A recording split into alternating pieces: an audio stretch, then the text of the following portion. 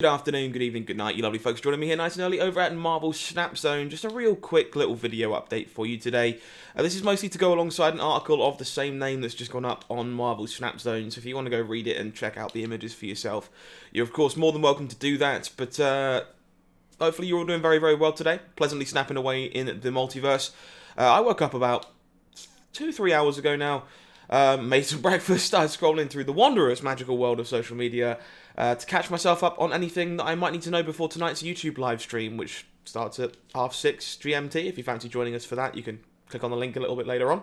But wouldn't you know it, there was a little tweet that went out from our lovely friend Ben Brode today about Galactus. Galactus is on the watch list. Now, this tweet kind of caused a bit of a kickback from a number of people, a little bit of concern, a little bit of uncertainty, some questions, so I'm just going to try my best to kind of clarify exactly what this means, what a watch list is for people that aren't necessarily familiar with that concept, kind of explain why a card might be on the watch list, and maybe, you know, a little bit more about some of the most commonly requested cards to be on a watch list, as the comments section of this tweet is kind of full of people asking about other cards, so we'll do our best to cover that. So this one's come as a bit of a shock to a number of people. There's been a lot of contention surrounding many different Marvel Snap cards, which we'll get into in just a little bit.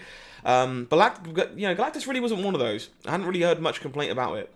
Whether this is because most players simply just don't have access to the card, or many people believe that the card's kept in check by other effects such as Cosmo, Aero, or Green Goblin, Galactus has seemed like one of the cooler additions to the game, and honestly not overly problematic. So why is it on a watch list?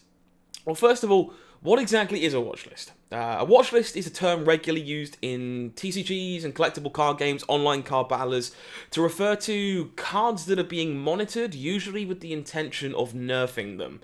While a card can be on a watch list because it might need a buff or is underperforming, the term is usually used to suggest the opposite. Card is too good, is creating a negative play pattern, and the development team are considering nerfing it or adjusting it in some way. Now, just because a card is on a watch list doesn't mean it will be changed or nerfed, simply that the development team are concerned about a certain aspect of it and want to pay close attention to it and gather more data to inform a future decision.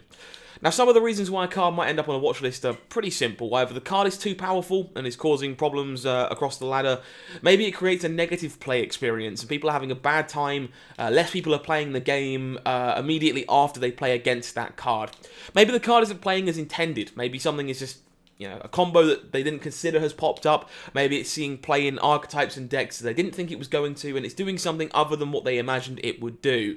And last but not least, maybe the card just prohibits future card design, usually by having an effect that prevents certain types of effects being made in the future, or maybe it works too well with a card that's releasing later down the pipeline. And that's always something to keep in mind about cards being on a watch list as well.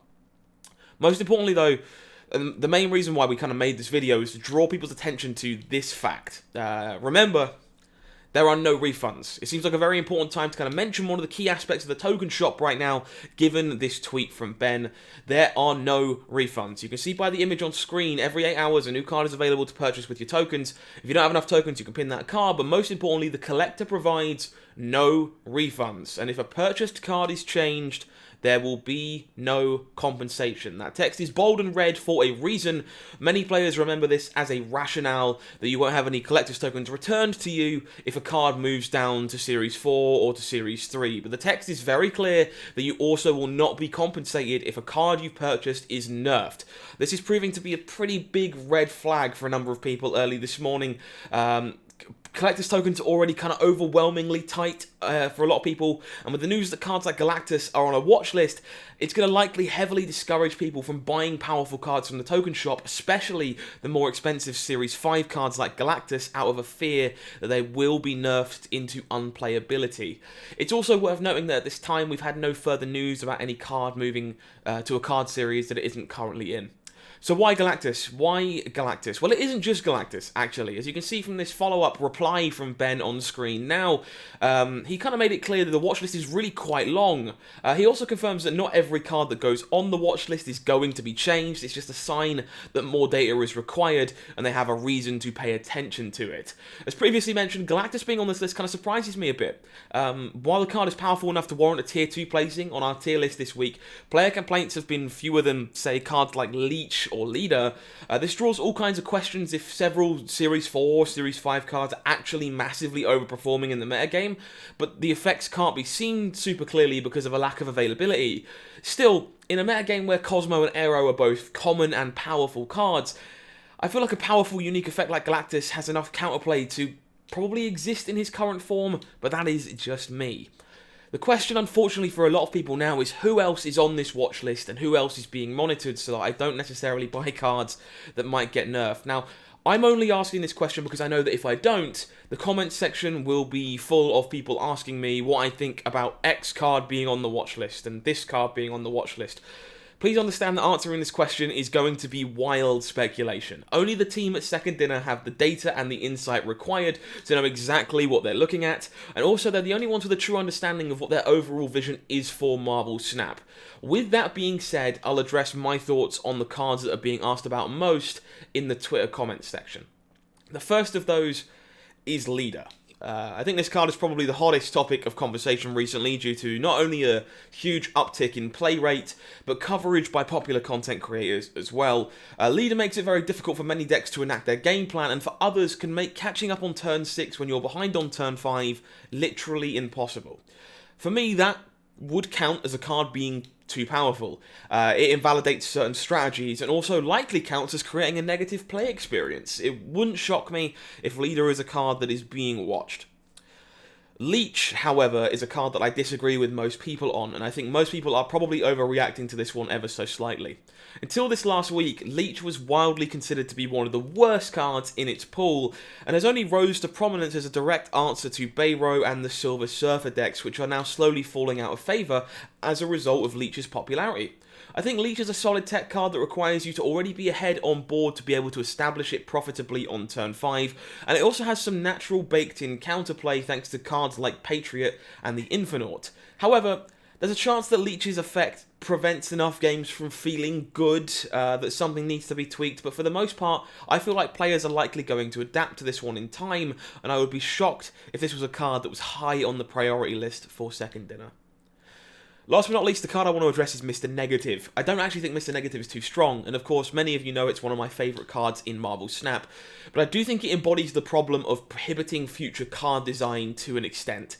Not only does Second Dinner have to carefully consider the stat line of every card they make, due to Mr. Negative's very unique effect, but they often cannot just nerf cards by reducing their stats because Mr. Negative exists, and there is a fear of making the card very, very good in that Negative shell as a result.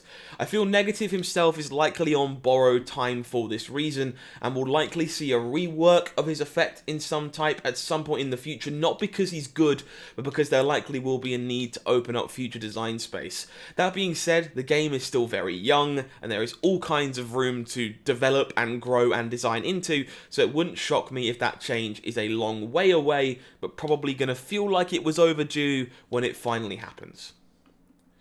I'm very concerned about not being compensated for my 6,000 collector token cards if they get nerfed, especially in a timeline where collector's tokens are so scarce. But beyond that, I'm actually very happy with the level of communication from Second Dinner and from Ben Brode.